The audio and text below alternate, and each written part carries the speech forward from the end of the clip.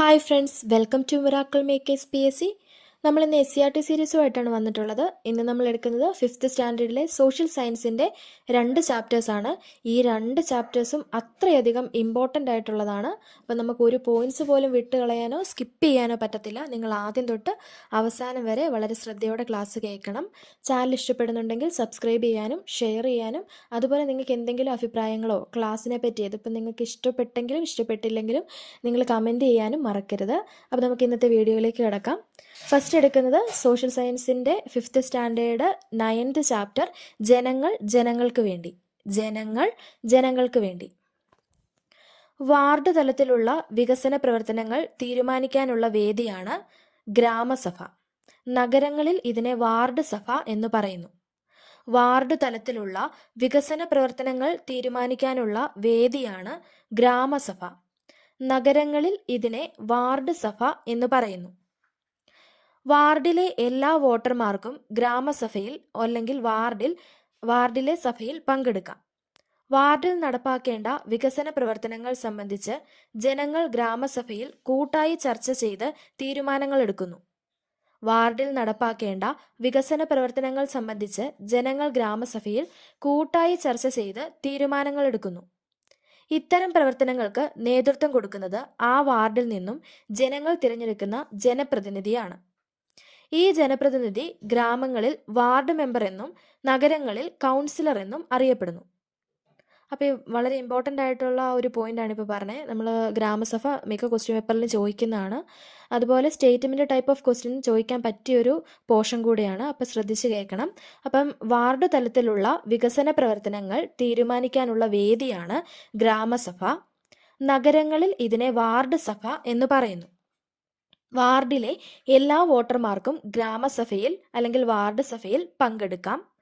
വാർഡിൽ നടപ്പാക്കേണ്ട വികസന പ്രവർത്തനങ്ങൾ സംബന്ധിച്ച് ജനങ്ങൾ ഗ്രാമസഭയിൽ കൂട്ടായി ചർച്ച ചെയ്ത് തീരുമാനങ്ങൾ എടുക്കുന്നു.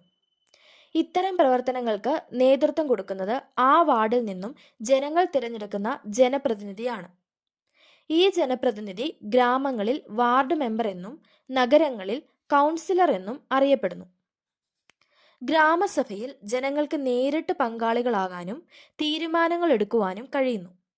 എന്നാൽ സംസ്ഥാന തലത്തിലും ദേശീയ തലത്തിലും കൂട്ടായ തീരുമാനങ്ങൾ എടുക്കുന്നത് ജനങ്ങൾ തിരഞ്ഞെടുക്കുന്ന ജനപ്രതിനിധികളാണ്. ഗ്രാമസഭയിൽ ജനങ്ങൾക്ക് നേരിട്ട് പങ്കാളികളാകാനും തീരുമാനങ്ങൾ എടുക്കുവാനും കഴിയുന്നു. എന്നാൽ സംസ്ഥാന തലത്തിലും ദേശീയ തലത്തിലും കൂട്ടായ തീരുമാനങ്ങൾ എടുക്കുന്നത് ജനങ്ങൾ തിരഞ്ഞെടുത്ത പ്രതിനിധികളാണ്. ഇനി ജനാധിപത്യം എന്താണെന്ന് പറയുന്നത്. ജനാധിപത്യം എന്ന് അർത്ഥം വരുന്ന ഡെമോക്രസി എന്ന ഇംഗ്ലീഷ് പദം ഡെമോക്രാറ്റിയ എന്ന ഗ്രീക്ക് പദത്തിൽ നിന്ന് ഉത്ഭവിച്ചതാണ്. ജനം എന്നർത്ഥമുള്ള ഡെമോസ് ശക്തി അഥവാ അധികാരം എന്നർത്ഥമുള്ള ക്രാറ്റോസ് എന്നീ ഗ്രീക്ക് പദങ്ങൾ ചേർന്നുണ്ടായതാണിത്.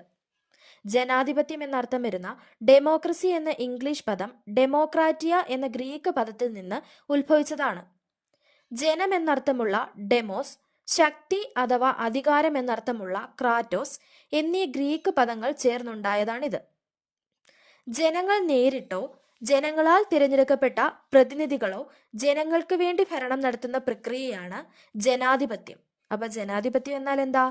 ജനങ്ങൾ നേരിട്ടോ ജനങ്ങളാൽ തിരഞ്ഞെടുക്കപ്പെട്ട പ്രതിനിധികളോ ജനങ്ങൾക്ക് വേണ്ടി ഭരണം നടത്തുന്ന പ്രക്രിയയാണ് ജനാധിപത്യം. അപ്പൊ ജനാധിപത്യത്തെപ്പറ്റി ഗാന്ധിജി ഒരു കോട്ട് പറഞ്ഞിട്ടുണ്ട്, നമുക്ക് എല്ലാവർക്കും അറിയാം. ജനാധിപത്യ ഭരണം ജനങ്ങളുടെ ആഗ്രഹങ്ങൾക്ക് അനുസൃതമായിരിക്കണം. ജനാധിപത്യ ഭരണം ജനങ്ങളുടെ ആഗ്രഹങ്ങൾക്ക് അനുസൃതമായിരിക്കണം.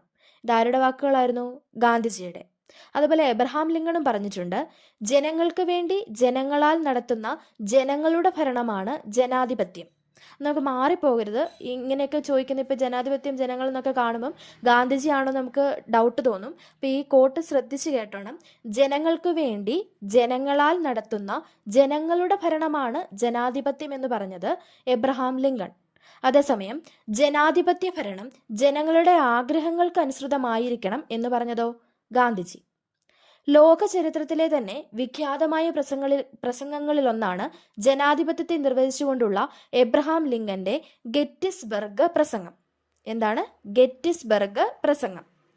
1863 നവംബർ 19 തീയതിയാണ് അമേരിക്കയിലെ പെൻസിൽവാനിയയ്ക്കടുത്തുള്ള ഗെറ്റിസ്ബർഗിൽ വെച്ച് ചെറുതെങ്കിലും ശക്തമായ വാക്കുകളിലൂടെ ലിങ്കൺ ജനാധിപത്യത്തെ ജനങ്ങൾക്ക് വേണ്ടി ജനങ്ങളാൽ തിരഞ്ഞെടുക്കപ്പെടുന്ന ജനങ്ങളുടെ ഭരണം നശിക്കുകയില്ല എന്ന് വിശേഷിപ്പിച്ചത്. അപ്പം നമ്മൾ 3 കോട്ട് പറഞ്ഞു. 3 കോട്ടും അങ്ങോട്ടും മാറിപ്പോകാനൊരു ചാൻസ് ഉണ്ട്. അപ്പോൾ ജനങ്ങൾക്ക് വേണ്ടി ജനങ്ങളാൽ തിരഞ്ഞെടുക്കപ്പെടുന്ന ജനങ്ങളുടെ ഭരണം നശിക്കുകയില്ല എന്ന് പറഞ്ഞത് ആരാ? Abraham Lincoln. അത് ഗെറ്റിസ്ബർഗ് പ്രസംഗത്തിൽ പറഞ്ഞതാണ്. അതേസമയം ജനങ്ങൾക്ക് വേണ്ടി ജനങ്ങളാൽ നടത്തുന്ന ജനങ്ങളുടെ ഭരണമാണ് ജനാധിപത്യം എന്ന് പറഞ്ഞതോ? Abraham Lincoln. ജനാധിപത്യ ഭരണം ജനങ്ങളുടെ ആഗ്രഹങ്ങൾക്കനുസൃതമായിരിക്കണമെന്ന് പറഞ്ഞതോ? ഗാന്ധിജി. ആഗോള ആദരവ് പിടിച്ചുപറ്റുന്ന ഏക ഭരണ സംവിധാനം ജനാധിപത്യമാണ്. ഒരു കോട്ടും കൂടെയാണ്. ആഗോള ആദരവ് പിടിച്ചുപറ്റുന്ന ഏക ഭരണ സംവിധാനം ജനാധിപത്യമാണ് എന്ന് പറഞ്ഞത് അമർത്യ സെൻ. പ്രത്യക്ഷ ജനാധിപത്യവും പരോക്ഷ ജനാധിപത്യവും. പ്രത്യക്ഷ ജനാധിപത്യത്തിൽ പ്രധാന തീരുമാനങ്ങൾ ജനങ്ങൾ നേരിട്ടെടുക്കുന്നു. ജനങ്ങൾ നേരിട്ട് തീരുമാനം എടുക്കുന്നതാണെങ്കിൽ പ്രത്യക്ഷ ജനാധിപത്യം. സംസ്ഥാന നിയമസഭ, പാർലമെന്റ് എന്നിവിടങ്ങളിൽ തീരുമാനങ്ങൾ എടുക്കുന്നത് ജനങ്ങൾ നേരിട്ടല്ല, അവർ തിരഞ്ഞെടുത്ത പ്രതിനിധികളാണ് ഇവിടെ ജനങ്ങൾക്ക് വേണ്ടി തീരുമാനങ്ങൾ എടുക്കുന്നത്.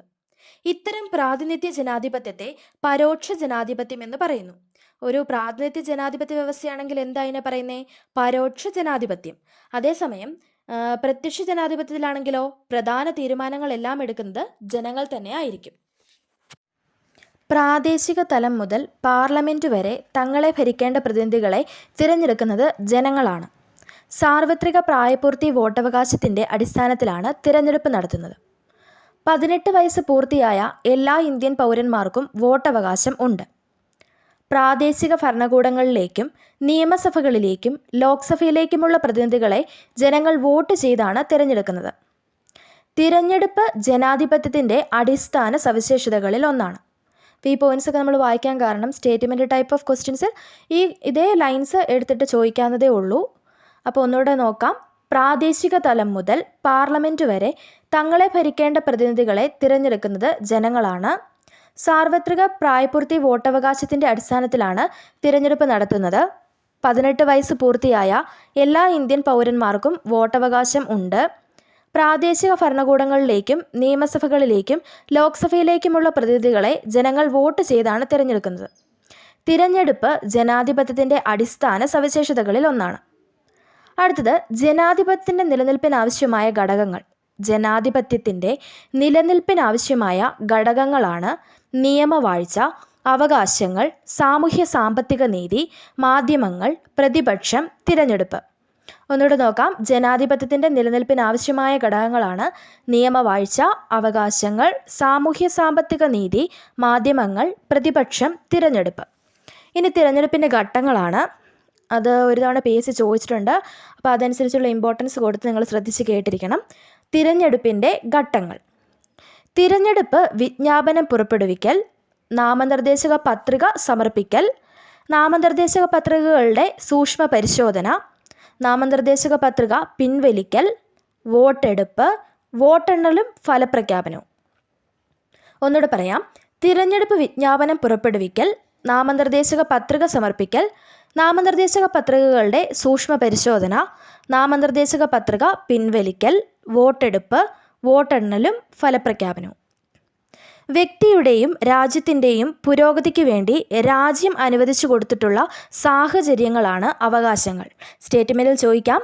വ്യക്തിയുടെയും രാജ്യത്തിൻ്റെയും പുരോഗതിക്ക് വേണ്ടി രാജ്യം അനുവദിച്ചു കൊടുത്തിട്ടുള്ള സാഹചര്യങ്ങളാണ് അവകാശങ്ങൾ. ഇനി എന്താണ് നിയമവാഴ്ച എന്ന് നോക്കാം. എല്ലാവരും നിയമത്തിന് മുന്നിൽ തുല്യരാണ്. നിയമങ്ങൾ അനുസരിക്കാൻ എല്ലാവർക്കും ബാധ്യതയുണ്ട്. ആരും നിയമത്തിന് അതീതരല്ല. ഇതാണ് നിയമവാഴ്ച എന്ന് പറയുന്നത്. അടുത്ത സാമൂഹ്യ സാമ്പത്തിക നീതി. എല്ലാ ജനങ്ങൾക്കും പങ്കാളിത്തം നൽകുന്ന ഭരണ സംവിധാനമാണ് ജനാധിപത്യം. പങ്കാളികൾ എല്ലാവരും തുല്യരാകുമ്പോഴാണ് ജനാധിപത്യം അർത്ഥവത്താകുന്നത്. സാമൂഹികവും സാമ്പത്തികവുമായ അസമത്വം കുറച്ച് എല്ലാവർക്കും തുല്യ പരിഗണന നൽകുക എന്നതാണ് സാമൂഹ്യ സാമ്പത്തിക നീതി എന്ന ആശയത്തിലൂടെ ഉദ്ദേശിക്കുന്നത്. സമൂഹത്തിലെ സംഭവങ്ങൾ ജനങ്ങളിൽ എത്തിക്കുവാൻ സഹായിക്കുന്ന ഒരു പ്രധാന ഉപാധിയാണ് മാധ്യമങ്ങൾ. സമൂഹത്തിലെ സംഭവങ്ങൾ ജനങ്ങളിൽ എത്തിക്കുവാൻ സഹായിക്കുന്ന ഒരു പ്രധാന ഉപാധിയാണ് മാധ്യമങ്ങൾ. സ്വതന്ത്രവും നിഷ്പക്ഷവുമായ മാധ്യമങ്ങൾ ജനാധിപത്യത്തിൻ്റെ അടിത്തറയാണ്. ജനങ്ങളുടെ താൽപ്പര്യങ്ങൾ പരസ്പരം അറിയുന്നതിനും പൊതുവായ ആവശ്യങ്ങൾ ഗവൺമെൻറ്റിൻ്റെ ശ്രദ്ധയിൽപ്പെടുത്തുന്നതിനും മാധ്യമങ്ങൾ പ്രധാന പങ്ക് വഹിക്കുന്നു. തിരഞ്ഞെടുപ്പിലൂടെ ഭരണപക്ഷവും ഒപ്പം പ്രതിപക്ഷവും ഉണ്ടാവുന്നു. ഗവൺമെൻറ്റിൻ്റെ പ്രവർത്തനത്തിലെ പാളിച്ചകൾ തുറന്നു കാട്ടി നല്ല രീതിയിൽ പ്രവർത്തിക്കാൻ ഗവൺമെൻറ്റിനെ പ്രേരിപ്പിക്കുകയാണ് പ്രതിപക്ഷത്തിൻ്റെ ധർമ്മം. തിരഞ്ഞെടുപ്പ്, നിയമവാഴ്ച, അവകാശങ്ങൾ, സാമൂഹ്യ സാമ്പത്തിക നീതി, മാധ്യമങ്ങൾ, പ്രതിപക്ഷം എന്നീ ഘടകങ്ങളാണ് ജനാധിപത്യത്തെ നിലനിർത്തുന്നത്. അവസാനത്തെ പോയിന്റ് ഒന്നുകൂടെ ശ്രദ്ധിച്ചു കേൾക്കുക. തിരഞ്ഞെടുപ്പ്, നിയമവാഴ്ച, അവകാശങ്ങൾ, സാമൂഹ്യ സാമ്പത്തിക നീതി, മാധ്യമങ്ങൾ, പ്രതിപക്ഷം എന്നീ ഘടകങ്ങളാണ് ജനാധിപത്യത്തെ നിലനിർത്തുന്നത്. ഓക്കെ, അപ്പോൾ ഈ ചാപ്റ്റർ കഴിഞ്ഞു. വളരെ പ്രധാനപ്പെട്ട ഒരു ചാപ്റ്ററാണ്. അപ്പോൾ ഇതിൻ്റെ അകത്തെ പോയിൻറ്റ്സ് അവസാനം റീഡ് ചെയ്തൊക്കെ ഒന്ന് രണ്ട് തന്നെ റിപ്പീറ്റ് ചെയ്ത് കേട്ട് നോക്കുക, ഇമ്പോർട്ടൻ്റ് ആണ്. ഓക്കെ, നമുക്ക് അടുത്ത ചാപ്റ്റർ നോക്കാം. കേരളക്കരയിൽ. കേരളമേ നിൻ്റെ ഓമന പേർ കേൾക്കെ കോൾമേർ കൊള്ളുന്നെന്നുള്ളമെന്നും. ഈ ഒരു വരികൾ കേൾക്കാത്തതായിട്ട് ആരും ഉണ്ടായിരിക്കില്ല അല്ലേ? അപ്പോൾ ഈ വരികൾ രചിച്ചത് ആരാണ്? SK പൊറ്റക്കാട്. കേരളമേ നിൻ്റെ ഓമന പേർ കേൾക്കെ എന്ന് തുടങ്ങുന്ന ഈ ഒരു കവിത രചിച്ചത് SK പൊറ്റക്കാടാണ്. ഇന്ത്യയുടെ തെക്കേ അറ്റത്തായി കിഴക്ക് പശ്ചിമഘട്ടത്തിനും പടിഞ്ഞാറ് അറബിക്കടലിനുമിടയിൽ സ്ഥിതി ചെയ്യുന്ന ഭൂപ്രദേശമാണ് കേരള സംസ്ഥാനം. ഇന്ത്യയുടെ തെക്കേ അറ്റത്തായി കിഴക്ക് പശ്ചിമഘട്ടത്തിനും പടിഞ്ഞാറ് അറബിക്കടലിനുമിടയിൽ സ്ഥിതി ചെയ്യുന്ന ഭൂപ്രദേശമാണ് കേരള സംസ്ഥാനം. കേരളത്തിലെ ഏറ്റവും ചെറിയ ജില്ല. കേരളത്തിലെ ഏറ്റവും ചെറിയ ജില്ല ആലപ്പുഴ. കേരളത്തിൽ കടൽത്തീരമില്ലാത്ത ജില്ലകൾ. കേരളത്തിൽ കടൽത്തീരമില്ലാത്ത ജില്ലകളാണ് ഇടുക്കി, വയനാട്, പാലക്കാട്, പത്തനംതിട്ട, കോട്ടയം. ഇടുക്കി, വയനാട്, പാലക്കാട്, പത്തനംതിട്ട, കോട്ടയം. കേരളത്തിൻ്റെ അയൽ സംസ്ഥാനങ്ങളാണ് തമിഴ്നാട്, കർണാടക. കേരളത്തിൻ്റെ അയൽ സംസ്ഥാനങ്ങളാണ് തമിഴ്നാട്, കർണാടക. അയൽ സംസ്ഥാനങ്ങളും കടലും അതിരുകളായി വരുന്ന ജില്ലകളാണ് തിരുവനന്തപുരം, കൊല്ലം, മലപ്പുറം, കാസർഗോഡ്. അയൽ സംസ്ഥാനങ്ങളും കടലും അതിരുകളായി വരുന്ന ജില്ലകളാണ് തിരുവനന്തപുരം, കൊല്ലം, മലപ്പുറം, കാസർഗോഡ്. അത് ഓർക്കാൻ ഒരു ചെറിയ കോഡ് ഓർക്കാം. കാക്കോ മലതി എന്ന് ഓർത്താൽ മതി. കാക്കോ മലതി. കാ എന്നുള്ളതിനാ കാസർഗോഡ്, കോ എന്നുള്ളത് കൊല്ലം, മലതി എന്നുള്ളതിൻ്റെ മല മലപ്പുറം, പിന്നെ തീ എന്നുള്ളത് തിരുവനന്തപുരം. സമുദ്രനിരപ്പിൽ നിന്നുള്ള ഉയരത്തെ അടിസ്ഥാനമാക്കി കേരളത്തിൻ്റെ ഭൂപ്രകൃതിയെ 3ആയി തരംതിരിച്ചിരിക്കുന്നു. നമുക്ക് എല്ലാവർക്കും അറിയാവുന്ന ആൻസറാണ് മലനാട്, ഇടനാട്, തീരപ്രദേശം. സമുദ്രനിരപ്പിൽ നിന്നുള്ള ഉയരത്തെ അടിസ്ഥാനമാക്കി കേരളത്തിൻ്റെ ഭൂപ്രകൃതിയെ 3ആയി തരംതിരിച്ചിരിക്കുന്നു. മലനാട്, ഇടനാട്, തീരപ്രദേശം. സമുദ്രനിരപ്പിൽ നിന്ന് 75 മീറ്ററിൽ കൂടുതൽ ഉയരത്തിലുള്ള പ്രദേശങ്ങളാണ് മലനാട്. ഉയരം കൂടിയ കുന്നുകളും മലകളുമൊക്കെയുള്ള ഭൂപ്രകൃതി വിഭാഗമായ മലനാടിൽ നിന്നാണ് കേരളത്തിലെ നദികളെല്ലാം ഉത്ഭവിക്കുന്നത്. PSC മിക്കപ്പോഴും ചോദിക്കാറുള്ളൊരു ക്വസ്റ്റ്യനാണ് കേരളത്തിൻ്റെ ഭൂപ്രകൃതി. മലനാട്, ഇടനാട്, തീരപ്രദേശത്തിൽ ഏതെങ്കിലും ഒരു ക്വസ്റ്റ്യൻ ഉറപ്പായിട്ടും ചോദിക്കുന്നതാണ്. അപ്പോൾ നമ്മളിതിൻ്റെ വീഡിയോ ഓൾറെഡി അപ്ലോഡ് ചെയ്തിട്ടുണ്ട്. കാണാത്തവരുണ്ടെങ്കിൽ പോയി കാണണം. അതിൻ്റെ ലിങ്ക് ഐക്കാർട്ടിലോ ഡിസ്ക്രിപ്ഷൻ ബോക്സിലോ കൊടുത്തേക്കാം. അപ്പോൾ നമ്മളിപ്പോൾ എന്നാ പറഞ്ഞേ, ഉയരം കൂടിയ കുന്നുകളും മലകളും ഒക്കെയുള്ള ഭൂപ്രകൃതി വിഭാഗമാണ് മലനാട്. കേരളത്തിലെ നദികളെല്ലാം ഉത്ഭവിക്കുന്നത് മലനാട്ടിൽ നിന്നാണ്. അതുപോലെ സമുദ്രനിരപ്പിൽ നിന്ന് 75 മീറ്ററിൽ കൂടുതൽ ഉയരത്തിലുള്ള പ്രദേശങ്ങളെയാണ് മലനാടെന്ന് പറയുന്നത്. മലനാടിൻ്റെ ഭൂരിഭാഗം വനങ്ങളാണ്. മലനാടിൻ്റെ ഭൂരിഭാഗവും വനങ്ങളാണ്. തെക്ക് തമിഴ്നാട് മുതൽ വടക്ക് ഗുജറാത്ത് വരെ വ്യാപിച്ചു കിടക്കുന്ന മലനിരയാണ് പശ്ചിമഘട്ടം. തെക്ക് തമിഴ്നാട് മുതൽ വടക്ക് ഗുജറാത്ത് വരെ വ്യാപിച്ചു കിടക്കുന്ന മലനിരയാണ് പശ്ചിമഘട്ടം. പശ്ചിമഘട്ട മലനിരകളുടെ ഭാഗമാണ് കേരളത്തിൻ്റെ മലനാട് പ്രദേശം. പശ്ചിമഘട്ട മലനിരകളുടെ ഭാഗമാണ് കേരളത്തിൻ്റെ മലനാട് പ്രദേശം. പശ്ചിമഘട്ട മലനിരകളിലെ ജീവജാലങ്ങളാണ് കടുവ, പുലി, വരയാട്, സിംഹവാലൻ, കുരങ്ങ്, രാജവെമ്പാല, ചിത്രശലഭങ്ങൾ, നിരവധി ഇനം പക്ഷികൾ. അപ്പോൾ പശ്ചിമഘട്ട മലനിരകളിലെ ജീവജാലങ്ങൾ അതിനകത്ത് പ്രധാനപ്പെട്ടത് ഏതാ? സിംഹവാലൻ കുരങ്ങാണേ. ഈട്ടി, അകിൽ, രക്തചന്ദനം തുടങ്ങിയ മരങ്ങളും പലതരം ഓർക്കിഡുകളും നിറഞ്ഞതാണ് പശ്ചിമഘട്ട മേഖല. പശ്ചിമഘട്ടം അറിയപ്പെടുന്ന മറ്റു പേരുകൾ നമുക്കറിയാം. സഹ്യാദ്രി മഹാരാഷ്ട്രയിൽ, സഹ്യപർവ്വതം കേരളത്തിൽ. സഹ്യാദ്രി, സഹ്യപർവ്വതം. സൈലന്റ് വാലി ഏത് താലൂക്കിലാണ് ഉൾപ്പെടുന്നത്? സൈലന്റ് വാലി ഏത് താലൂക്കിലാണ് ഉൾപ്പെടുന്നത്? മണ്ണാർക്കാട്, പാലക്കാട്. വംശനാശ ഭീഷണി നേരിടുന്ന സിംഹവാലൻ കുരങ്ങുകളുടെ ആവാസ കേന്ദ്രം. ഒരുപാട് ചോദിച്ചിട്ടുള്ളതാണ്. വംശനാശ ഭീഷണി നേരിടുന്ന സിംഹവാലൻ കുരങ്ങുകളുടെ ആവാസ കേന്ദ്രമാണ് സൈലന്റ് വാലി. സൈലന്റ് വാലി എന്ന പേര് ലഭിക്കാൻ കാരണം ചീവീടുകളുടെ അസാന്നിധ്യമാണ്. സൈലന്റ് വാലിയുടെ ആ പേര് ലഭിക്കാൻ കാരണം എന്താണ്? ചീവീടുകളുടെ അസാന്നിധ്യം. അടുത്ത ഇനി ഇടനാടിനെ കുറിച്ചാണ് പറയുന്നത്. സമുദ്രനിരപ്പിൽ നിന്നും എത്ര ഉയരത്തിലുള്ള പ്രദേശങ്ങളെയാണ് ഇടനാട് എന്ന് പറയുന്നത്? 7.5 മുതൽ 75 മീറ്റർ വരെ. 7.5 മുതൽ 75 മീറ്റർ വരെ ഉയരത്തിലുള്ള പ്രദേശങ്ങളാണ് ഇടനാട് എന്നറിയപ്പെടുന്നത്. ചെറിയ കുന്നുകളും താഴ്വരകളും നദീതടങ്ങളും എല്ലാം ചേർന്നതാണ് ഇടനാട് മേഖല. ചെറിയ കുന്നുകളും താഴ്വരകളും നദീതടങ്ങളും എല്ലാം ചേർന്നതാണ് ഇടനാട് മേഖല. നമ്മൾ മുമ്പേ പറഞ്ഞായിരുന്നു, മലനാടാണെങ്കിൽ എന്താണ്, ഉയരം കൂടിയ കുന്നുകളും മലകളും ഒക്കെയാണ് കാണപ്പെടുന്നത്. അതുപോലെ ഭൂരിഭാഗം പ്രദേശങ്ങളും വനങ്ങളൊക്കെ ആയിരിക്കും. ഇവിടെ ചെറിയ കുന്നുകളും താഴ്വരകളും കാണപ്പെടുന്ന പ്രദേശമാണ് ഇടനാട്. സമുദ്രനിരപ്പിൽ നിന്ന് 7.5 മീറ്റർ വരെ ഉയരത്തിലുള്ള ഭാഗമാണ് തീരപ്രദേശം. 7.5 മീറ്റർ വരെ ഉയരമുള്ള ഭാഗമാണ് തീരപ്രദേശം. പൊതുവെ മണൽ നിറഞ്ഞ ഭൂപ്രദേശമാണ് തീരപ്രദേശം. തീരപ്രദേശങ്ങളിൽ കൃഷി ചെയ്യുന്ന പ്രധാന വിളകളാണ് തെങ്ങ്, നെല്ല്. തീരപ്രദേശത്തെ കായൽ മത്സ്യകൃഷിക്ക് വ്യാപകമായി ഉപയോഗപ്പെടുത്തുന്നു. ഇടനാട്ടിലെ പ്രധാന വിളകളാണ് നെല്ല്, തെങ്ങ്, വാഴ, ചേന, ചേമ്പ്, കമുക്, റബ്ബർ, മരച്ചീനി, കാപ്പി, കുരുമുളക്. മലനാട്ടിലെ പ്രധാന വിളകളാണ് തേയില, ഏലം, കുരുമുളക്. കേരളത്തിൽ റെയിൽപാതകൾ ഇല്ലാത്ത ജില്ലകളാണ് വയനാട്, ഇടുക്കി. ചോദിച്ചിട്ടുണ്ട്, കേരളത്തിൽ റെയിൽപാതകൾ ഇല്ലാത്ത ജില്ലകളാണ് വയനാട്, ഇടുക്കി. മിതമായ കാലാവസ്ഥയാണ് കേരളത്തിൽ നിലനിൽക്കുന്നത്. കേരളത്തിൽ കൂടുതൽ മഴ ലഭിക്കുന്ന കാലം തെക്കു പടിഞ്ഞാറൻ മൺസൂൺ കാലം. കേരളത്തിൽ ഇടവപ്പാതി കാലവർഷം എന്നറിയപ്പെടുന്നത് തെക്ക് പടിഞ്ഞാറൻ മൺസൂൺ കാലമാണ്. അത് ജൂൺ തൊട്ട് സെപ്റ്റംബർ വരെ. തുലാവർഷം എന്നറിയപ്പെടുന്നത് വടക്ക് കിഴക്കൻ മൺസൂൺ കാലം, ഒക്ടോബർ മുതൽ നവംബർ വരെ. അപ്പം നമ്മൾ ഇതിൻ്റെ വീഡിയോയും അപ്ലോഡ് ചെയ്തിട്ടുണ്ട്. കേരളത്തിലെ പ്രധാന കാലാവസ്ഥകൾ എന്നും പറഞ്ഞ് നമ്മൾ ഹോട്ട് ടോപ്പിക്സ് ചെയ്തിട്ടുണ്ട്. അപ്പോൾ അതിൻ്റെ വീഡിയോയും നമ്മൾ ഡിസ്ക്രിപ്ഷനിലോ ഐക്കാർഡിലോ കൊടുത്തേക്കാം.